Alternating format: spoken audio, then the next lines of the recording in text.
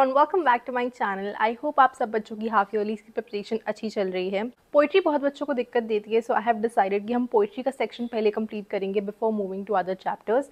सो flamingo की second poem आज हम पढ़ने वाले हैं, which is called a thing of beauty. You will find the notes attached in the description below. आपको सिर्फ वीडियो को एंड टू एंड देखना है। Watch it with me. चाहें तो 1.5 या 2x की स्पीड पर आप देख सकते हैं। I have discussed all the figure of speeches, all the important points, all question answers, all meanings, and the correct inference of the poet. So let's start the chapter. So the poem that we are studying today, it is called A Thing of Beauty, and इसकी जो poet है उनका नाम है John Keats. John Keats की अगर आप बात करेंगे तो पहले मैं आपको बताना चाहूँगी that they are a romantic poet, right? Romantic poet का मतलब क्या होता है? Somebody who can appreciate nature and its beauty. तो जो जॉन कीट्स का एरा था, इस एरा में जो पोएट नेचर के बारे में लिखते थे, नेचर की ब्यूटी के बारे में लिखते थे, उन सबको बोला जाता था romantic poet, right? And this art and this style of writing poetry about nature and appreciating it, it is called romanticism, right? इस जो पोएम है आपकी अ थिंग ऑफ ब्यूटी, इसको लिया गया है from the verses of Endymion, ठीक है? ये एक पोएम है about a shepherd who lives on Mount Latmos, ठीक है? ये पॉइंट्स आपके ज़रूरी हैं फॉर योर MCQ, ओके? इनको आप ध्यान रखेंगे। They just to know a brief idea of what is happening here. ज़्यादा डिटेल में इसको हमें नहीं याद करना है। पोएम पढ़ लेते हैं। So the poem says, a thing of beauty is a joy for ever. It's loveliness increases. It will never pass into nothingness, but will keep a bower quiet for us, and a sleep full of sweet dreams, and health and quiet breathing. Therefore, on every morrow are we rearing a flowery band to bind us to the earth, spite of despondence of the inhuman dearth, of noble natures of the gloomy days, of all the unhealthy and over-darkened ways. Made for our searching, yes, in spite of all, some shape of beauty moves away the pall. From our dark spirits, such the sun, the moon, trees old and young, sprouting a shady boon.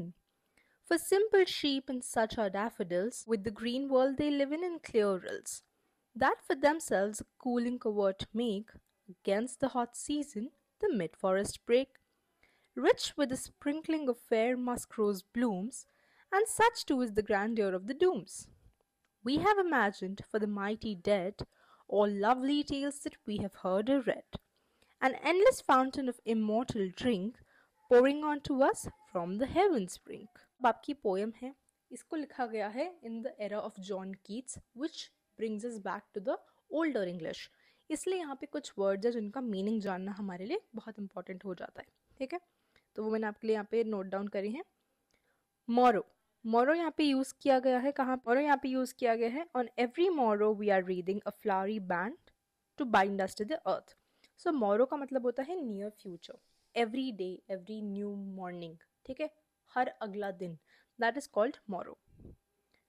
Next word आपका है यहाँ पे बावर, ठीक है? बावर quiet for अस। सो बावर का मतलब होता है shade under the tree. Despondence यहाँ पे है, ठीक है? Despondence means feeling hopeless. Rills यहाँ पे यूज करा गया है, ठीक है? This is reels. रिल्स का मतलब होता है स्ट्रीम्स ऑफ वाटर। ये मैंने एक पिक्चर अटैच करी है। कभी कभार क्या होता है हम वर्ड्स भूल जाते हैं, बट एक विजुअल मेमोरी हमारी स्ट्रॉन्गर होती है, तो आप इस पिक्चर को याद रखिएगा। जो नहर होती है, पतली पतली पानी की स्ट्रीम्स होती हैं, उनको रिल्स कहते हैं, ठीक है? और डर्थ, डर्थ का मतलब होता है लैक ऑफ समथिंग, किसी चीज़ की कमी होना, उसको डर्थ बोलते हैं। पॉल, पॉल यहाँ पे लिखा है moves away the Paul, so Paul का मतलब है पेन, ठीक है? फिर यहाँ पे एक वर्ड यूज़ करा गया है ब्रेक। ये आपकी साइकिल वाली ब्रेक नहीं है। ब्रेक मैं आपको दिखा देती हूँ कहाँ पे यूज़ हुआ है। ब्रेक यहाँ पे यूज़ हुआ है against the hot season the mid forest brake. तो ये जो आपकी ब्रेक है, this refers to a thick stack of fern. बहुत सारा गुच्छा बनाओ ना अगर फर्न लीव्स का, उसको हम ब्रेक बोलते हैं। जो अब हम बात करेंगे about the quality traits of a thing of beauty. Quality traits, या तो आपको पूछेंगे ट्रेट्स, या फिर क्वेश्चन आएगा about telling you the benefits of the thing of beauty. Direct 1 marker या 2 मार्कर क्वेश्चन बनता है यहाँ से, तो इसको ध्यान रखिएगा। हम समझेंगे सबसे पहली चीज़ to identify a thing of beauty, it is that it gives endless joy. Endless joy मतलब अपार खुशियाँ, इसका जॉय ख़त्म ही नहीं होता, ठीक है? दूसरी चीज़, ये आपको गुड हेल्थ देती है। Both physically and mentally. ठीक है, कैसे? आपको इसको, कोई भी ब्यूटीफुल चीज़ अगर आप देख रहे हैं उसको आपको देख के खुशी होगी, खुशी होगी तो आपका स्ट्रेस कम होगा, एंड अगर आपका स्ट्रेस कम होगा तो आपकी हेल्थ ठीक रहेगी, राइट? आपकी ब्रीदिंग अच्छी रहती है, हेल्दी रहती है, साउंड स्लीप मिलती है, आप अच्छे थॉट्स के साथ सोते हैं तो नेचुरली आपको सपने भी अच्छे आते हैं, right? These are all the benefits of a thing of beauty. इसका जो ब्यूटी है, इसका जो जॉय है, वो कभी भी फेड अवे नहीं होता है। क्यों? क्योंकि ये एटर्निटी के लिए रहती है। कोई चीज़ जो हमेशा सुंदर की सुंदर रहे, सराउंडिंग्स में कुछ भी हो, कैसी भी सिचुएशन हो, सर्कमस्टांसेस हो, इसकी ब्यूटी कम नहीं होती, राइट? सो ऐसी चीज़ को हम बोलते हैं अ थिंग ऑफ ब्यूटी। एंड जैसे जैसे आप देखेंगे कि टाइम आगे बढ़ता जा रहा है, राइट, आप देखेंगे कि इसकी ब्यूटी एनहांस होती जा रही है, कम होने के बजाय it is always increasing. That is a very qualitative trait of a thing of beauty, right?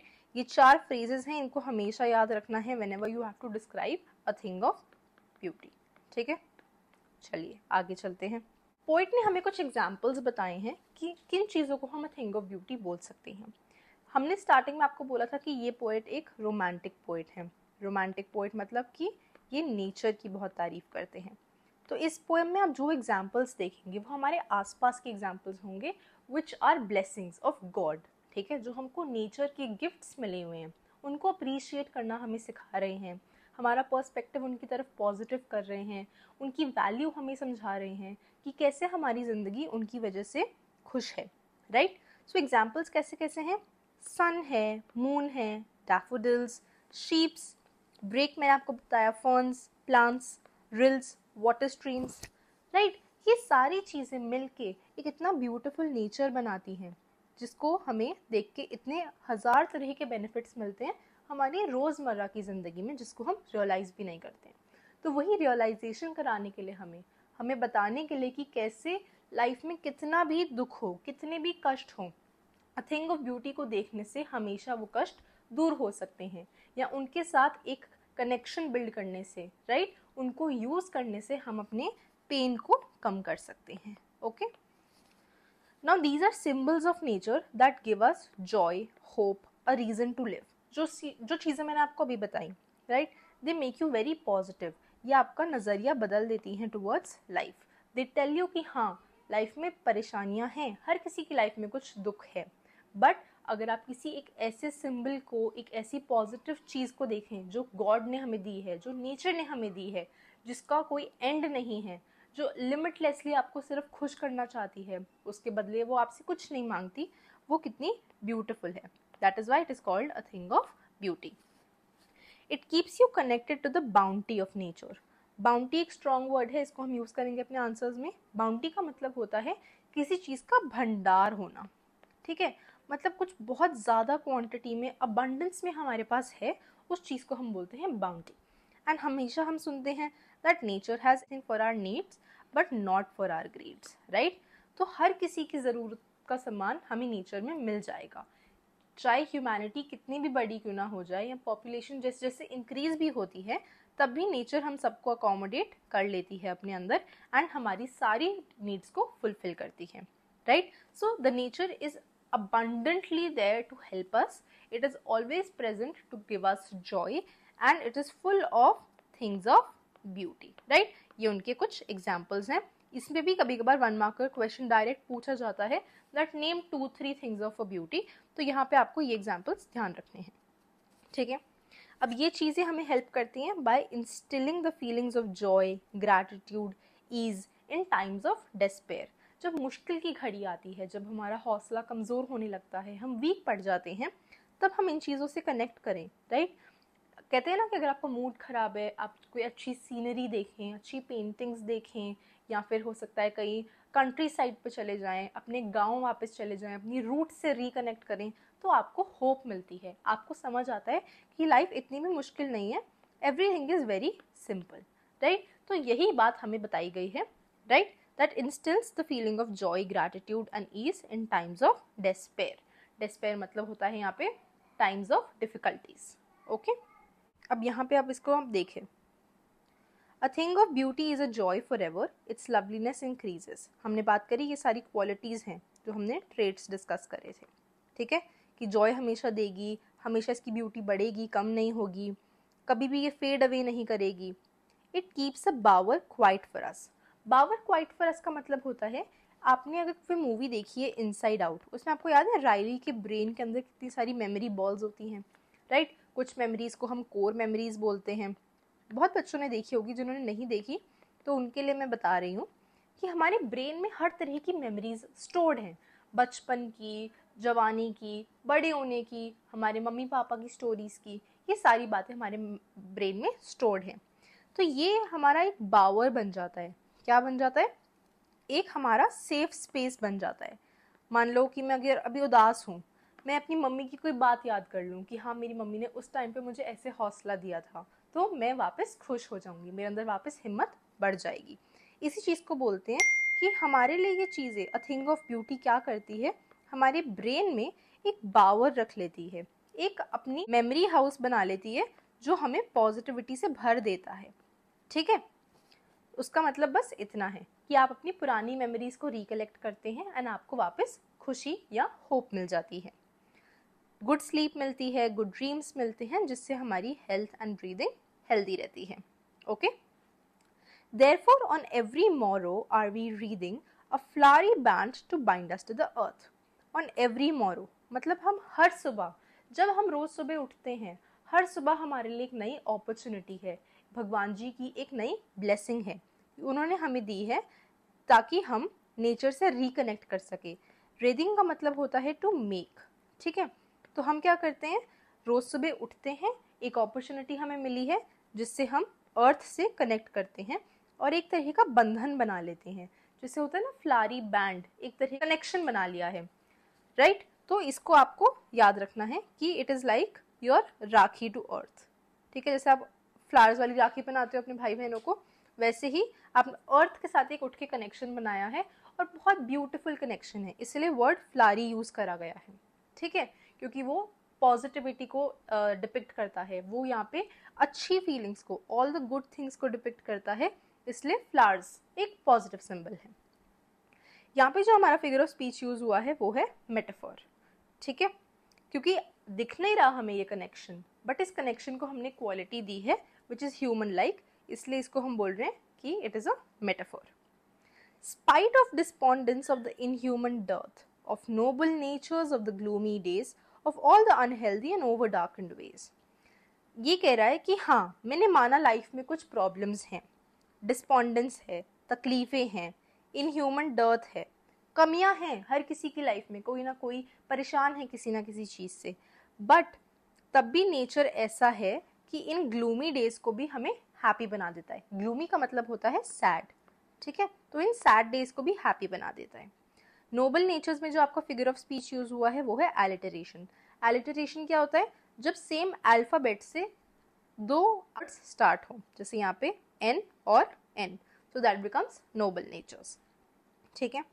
Of the gloomy days, of all the unhealthy and over darkened ways, कि जो भी डार्कनेस है लाइफ में, जो भी अनहेल्दी तरीके हैं हमारे शायद जीने के, जो हमें परेशान कर देते हैं, हमें हमें तकलीफ में डाल देते हैं, बट उनके बावजूद नेचर हमको इतनी खुशियाँ दे सकता है अगर हम नेचर से ये फ्लारी बैंड जोड़ लें, ये कनेक्शन बना लें, ठीक है। यहाँ पे जो हमारा फिगर ऑफ स्पीच यूज हुआ है इस फ्रेज में, unhealthy and over darkened veg में, दैट इज ट्रांसफर्ड एपिथेट। अब यहाँ पे ट्रांसफर्ड एपिथेट का मतलब मैंने आपको समझाया कि हम यहाँ पे अपने डेज को क्वालिटी दे रहे हैं। हम कह रहे हैं कि हमारा दिन खराब था, बट सिर्फ दिन खराब होने से हम क्या कह रहे हैं कि लाइफ डिफ़िकल्ट है, बट लाइफ में तो बहुत सारे दिन हैं। तो हम एक किसी छोटे नाउन को या एक छोटे हम कैरेक्टर को एक ऐसी क्वालिटी दें जिससे हम एक बड़ा कैरेक्टर डिफाइन करना चाहते हैं। तो हम कह रहे हैं कि हमारे डेज सैड हैं, बट अल्टीमेटली उससे लाइफ भी सैड हो जाती है। जैसे कहते हैं ना, बूंद बूंद से बनता है सागर, तो हम उस एक बूंद को एक क्वालिटी देते हैं जिससे हम फाइनली अपने सागर को भी डिफाइन कर सकते हैं। समझ गए आप? तो इस फिगर स्पीच को बोलते हैं transferred epithet. Made for our searching, yes, in spite of all, some shape of beauty moves away the pall। तो हाँ, हमें ढूंढना पड़ता है अपने आसपास एक अ थिंग ऑफ ब्यूटी को, और जैसे ही हमें ये मिलती है, इसकी ब्यूटी ऐसी है कि ये हर तरह की तकलीफ को हमसे दूर भगा देती है। फ्रॉम आर डार्क स्पिरिट्स, ठीक है, तो जो भी हमारे डार्क थॉट्स हैं उनसे हमें दूर ले जाती है। Such the sun, the moon, trees, young and sprouting, a shady boon for simple sheep, and such are daffodils, ठीक है, with the green world they live in, and clear rills that for themselves a cooling covert make, against the hot sun the mid forest break. Right? यहाँ पे सारे symbols of nature को describe करा गया है जो हमने आपको लिखवाए थे, ठीक है। ये अब यहाँ पे कह रहे हैं, जैसे आपने देखा कोई झरना बह रहा होता है, राइट, उसके आसपास सारे एनिमल्स आ जाते हैं, पानी पीते हैं, छाया में बैठते हैं, उसका कंफर्ट नेचर का यूज़ करते हैं, वहाँ पे रेस्ट करते हैं, अपने आप को रिजुविनेट करते हैं। वैसे ही नेचर को यूज़ करके जैसे एनिमल्स अपने आप को हेल्प कर रहे हैं, वैसे हमें देखना है कि हम भी नेचर से कितनी सारी बेनिफिट्स गेन कर सकते हैं, ठीक है। Rich with sprinkling of fair musk rose blooms, यहाँ पे इतनी पॉजिटिविटी है कि आपको हवा में फ्लावर्स की, रोजेस की सुगंध महसूस होती है, and that fills you with positivity, and that fills you with happiness, okay. And such too is the grandeur of the dooms we have imagined for the mighty dead, all lovely tales that we have heard or read, an endless fountain of immortal drink pouring on to us from the heaven spring. अब ये जो last lines हैं, ये कह रही हैं कि हाँ, अभी तक हमने डिस्क्राइब किया कि लाइफ कितनी खूबसूरत हो सकती है, लाइफ को हम कैसे पॉजिटिव बना सकते हैं, बट डिस्पाइट दैट लाइफ ख़त्म होने के बाद भी ब्यूटी कंटिन्यू होती रहती है। याद है हमने फर्स्ट क्वालिटी दी थी कि it never passes into nothingness, तो ये थिंग ऑफ ब्यूटी ऐसी है that this will not die ever, ये एटर्नल है, ये अमर है, ठीक है, इसकी जो ब्यूटी है वो कभी ख़त्म नहीं होगी। इवन डेथ को यहाँ पे बताया गया है कि डेथ में भी ब्यूटी है, राइट। कैसे, वो मैं आपको आगे एक्सप्लेन करती हूँ, पहले आप देख लीजिए यहाँ पे जो हमारा फिगर ऑफ स्पीच यूज़ करा गया है वो है ऑक्सीमोरॉन। ऑक्सीमोरॉन का मतलब क्या होता है, जब हम दो ऑपोजिट वर्ड्स को एक साथ यूज़ कर लें, माइटी और डेड। माइटी का मतलब तो होता है बहुत स्ट्रॉन्ग, और अगर कोई चीज़ स्ट्रॉन्ग है तो मतलब उसके अंदर जान है, बट यहाँ पे तो मैं कह रही हूँ कि डेड है, तो देख रहे हैं आप, ऑपोजिट वर्ड्स को यूज़ करा गया है, तो ऐसी फिगर ऑफ स्पीच को बोलते हैं ऑक्सीमोरॉन, ताकि रीडर का ध्यान इस पे जाए, ठीक है। ग्रैंडियर ऑफ द डूम्स में जो आपकी यूज़ करी गई है फिगर ऑफ स्पीच वो है इमेजरी। इमेजरी क्या होती है कि उन्होंने बताया कि जो डेथ है वो भी बहुत ग्रैंड है, वो भी बहुत बड़ी है, तो आपके दिमाग में एक इमेज आ गई ना, तो वर्ड्स को यूज़ करके अगर मैं आपको एक विजुअल सीन क्रिएट कर पा रही हूँ, that is called imagery. And like earlier I told you, c and c यहाँ पे कंसेक्यूटिवली यूज हुआ है, so this gives you the figure of speech of alliteration, ठीक है। An endless fountain of immortal drink, endless यहाँ पे use करा गया है विच मीन्स हाइपरबोली। हाइपरबोली एक ऐसा फिगर ऑफ स्पीच है जिसको हम यूज करते हैं किसी चीज़ को बहुत बड़ा चढ़ा के बोलने के लिए। हाइपर का मतलब होता है ना एग्जैजरेटेड, तो उसी से आप याद रखिए कि हम किसी चीज़ को बहुत मैग्नीफाई करके बता रहे हैं। तो एंडलेस हमने यूज़ करा है कि एक इमॉर्टल ड्रिंक है, एक कोई अमृत है लाइफ में, ठीक है, जो कभी ख़त्म नहीं होगा। नेचर में इसकी बहुत ज़्यादा बड़ा भंडार है, एंडलेस फाउंटेन है, बही जा रहा है बही जा रहा है, ठीक है, कभी फिनिश नहीं होगा। ये हमें एज मैनकाइंड मिल रहा है, ये पोर हो रहा है हमारे ऊपर। अस का मतलब है यहाँ पे ह्यूमैनिटी, ठीक है, तो ये ह्यूमैनिटी के ऊपर गिर रहा है ये अमृत फ्रॉम द हेवेंस ब्रिंक। तो यहाँ पे गॉड की भी रेफरेंस दी गई है कि कोई एक ऐसी स्पिरिचुअल डिवाइन फोर्स है जो यूनिवर्स में एग्जिस्ट करती है, जो ये beautiful fountain of immortal drink, जो एक लाइफ का रस है, लाइफ का जो अमृत है, वो हम पे फ्लो होता जा रहा है, वो हम पे बरसा रहे हैं, ठीक है। और इसको हमें यूज़ करना है, इसकी तरफ हमें ग्रैटिट्यूड फील करना है, and we have to make our life meaningful and worthy, ठीक है। चलो आगे मैं आपको एक्सप्लेन करती हूँ।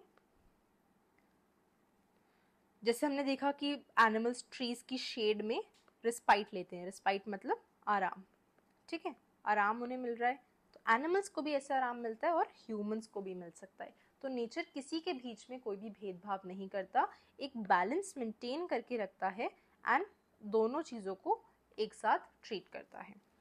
Ads aesthetic value and helps in times of stress. जैसे मैंने आपको बोला कि नेचर को देखने से भी हमें बहुत सुकून मिलता है, ठीक है। जो आप कहते हो ना कि मेरे को वॉन्डरलस्ट है, मुझे पहाड़ों पे जाने का मन है, वो क्यों मन करता है? क्योंकि वहाँ पे हमें पीसफुल फील होता है, अपने स्ट्रेस से हमें दूर जाने का मौका मिलता है। लास्ट लाइन्स जो हमारी थी, which talks about how death is beautiful, ये मैं आपको समझाती हूँ। That there is beauty even beyond life, life के बाद भी ये ब्यूटी हमेशा चलती जाएगी, कभी ख़त्म नहीं होगी। And it says death is also grand, grandeur of the dooms हमने यूज़ किया था, जो इमेजरी थी, ठीक है। वो कह रही है कि डेथ भी अपने आप में एक बहुत बड़ी ब्यूटीफुल चीज़ है, बिकॉज जो लोग मर गए हैं, जो लोग वॉरियर्स थे, जो हो सकता है अपनी कंट्री के लिए मरे हों या फिर उन्होंने अपनी लाइफ्स किसी मीनिंगफुल कॉज के लिए ले डाउन करी हैं, तो ऐसे लोगों की लेगेसी को भी हम सेलिब्रेट करते हैं। It celebrates the legacy of the warriors who मार्टियर्ड their lives.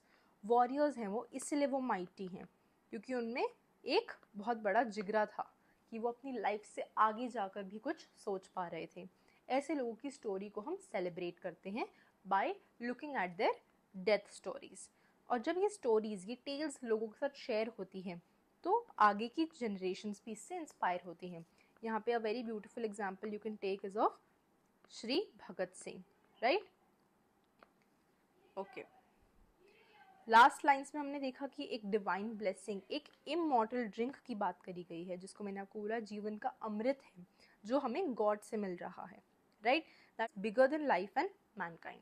वो हमको सिखा रहा है that the beauty of life goes on even beyond death, right?